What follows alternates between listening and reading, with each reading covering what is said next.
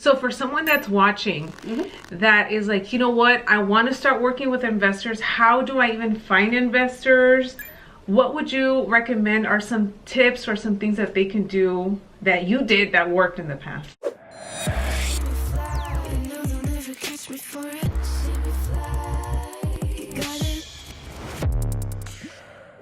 Hi everyone, welcome back to my channel. Today I have a very special guest. You probably saw her in the last vlog that I did here at the office.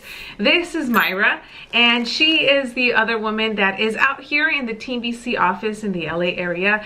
And I wanted to do a video with her because she has actually had a lot of experience in the real estate world, but not doing traditional real estate. So Myra, if you want to go ahead and just share with everyone what it is that you did before, how long you did it, and kind of what got you into that type of industry. Yes, so for the last 2 years, I basically worked with a wholesaler, and what my job was just basically is matching up distressed properties with investor cash buyers that would buy and fix and flip these houses, or they would even buy them and hold them and lease them out, you know, for passive income. Okay, so now you have been doing traditional real estate, you have been cold calling, you have been door knocking. So how would you compare your experience working with investors and wholesalers and cash buyers? How would you compare it to just working with regular buyers that need financing, or just the regular real estate? Well, I will say there's a lot of a cold calling involved with traditional real estate, which is what I like to call it. Yeah. Versus like in the investment side, honestly, it's more about just networking with people. I would go out to a lot of events, auction events, to find the cash buyers, versus here we're always on the phone like in the morning time. So there's like, you know, the way that you get the clients is very different, you know, from traditional real estate. So for someone that's watching that is like, you know what, I want to start working with investors. How do I even find investors? What would you recommend are some tips or some things that they can do that you did that worked in the past? Absolutely. So like I said, my number one thing was networking. I like to meet people face to face. So I would go to auctions. Another one of my favorite things to do were what I call the reverse searching. And what that is you go on the MLS and you look for double pins for properties that have sold. So you look for the double pins, which usually indicates that the property sold twice within a short period of time. And so once you go into the tax rolls and you look, you'll find out that it was an entity that purchased the property. And more than one of the times, you know, it'll be an investor that purchased that property indeed. So those are my two favorite things. Yes. So let's say it is an entity that bought that property. Yes. How do you go about actually finding a phone number and reaching out? And you know, I want you to share this because Myra recently did this and I had no clue about this. But when she told me like the steps and there's a lot of like, it's almost like you're a private detective. But once you figure this out, it opens up so many more opportunities for you to be able to reach out to and prospect. So yeah, so let's say you find out that it is an entity, whether it's an LLC or a corporation.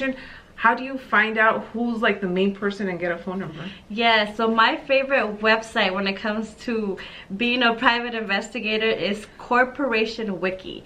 You go to the website and you type the name of the LLC and it'll give you like all the list of the people that are under that LLC. Once you find those people, you just either Google them or just go to white pages and get a phone number, and then you kind of do like it's not necessarily a cold call because you'll have a property for these people, but you warm call them. But yeah, that's just basically how you go about finding them. Corporation Wiki. So let's say you find a phone number. What does your script sound like? Like let's say you're like, okay, I'm gonna call XYZ investor. They pick up, what do you say next? Yeah, so I'll reference the property that they actually flipped, that I found them through the MLS. So I'll just call like, hey Loida, I found your property that you recently flipped in Diamond Bar. I was just calling to see if you are still actively looking to buy in the market right now. And most of the time, obviously they're still actively looking, and you give them the details on your property, and then you just kind of go, you know, just a regular conversation, tell them about the property. So it's not as difficult as it would be a cold call, because you have something that they would definitely be interested in.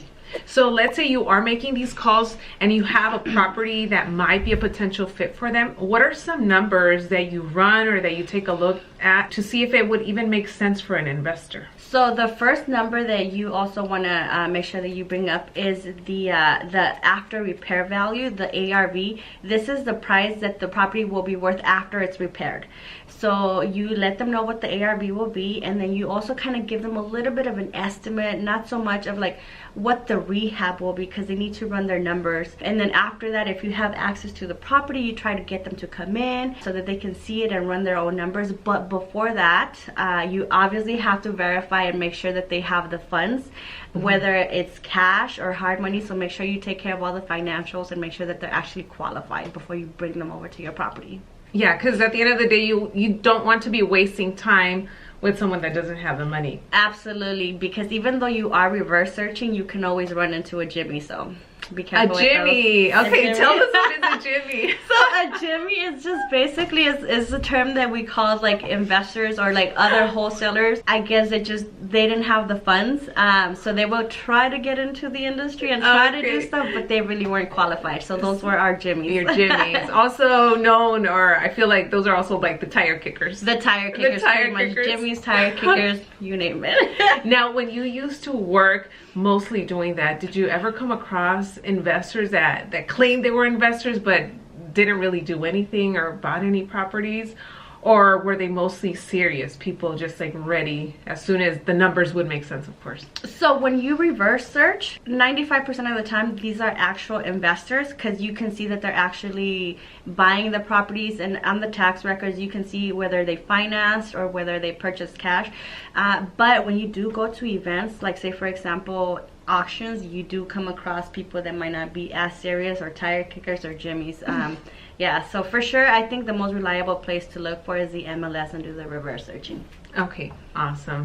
Well, thank you so much, Myra. I know that a lot of you that are tuning in, I've always gotten messages and comments from the viewers asking me if I wholesale or if I know anyone that wholesales. So I'm glad that you are able to bring in your knowledge for everyone that's listening. And again, I think the most valuable information that hopefully you took away from this video is how to find these investors. Because you know what? Recently, Myra has some listings that she has gotten, and she has been able to also double end the listings, meaning that she also was able to procure a buyer. The listings that she had were properties that were in distress or were fixers, and doing the things that she just mentioned for you to do is exactly how she was able to get these buyers. And obviously if you're able to do that and keep a bigger commission and everyone's happy, of course, buyers, sellers, and everyone, I mean, at the end, it's a good day. So I hope that you guys have enjoyed this video. If you did, make sure to give it a thumbs up, share it with someone else. Let me know what other types of video you guys want to be seeing, or if you want me to bring Myra back so that she can tell me some of the horror stories working with investors and maybe hoarder properties. We have some of those. Let us know. Thanks again for watching, and we'll see you on the next one.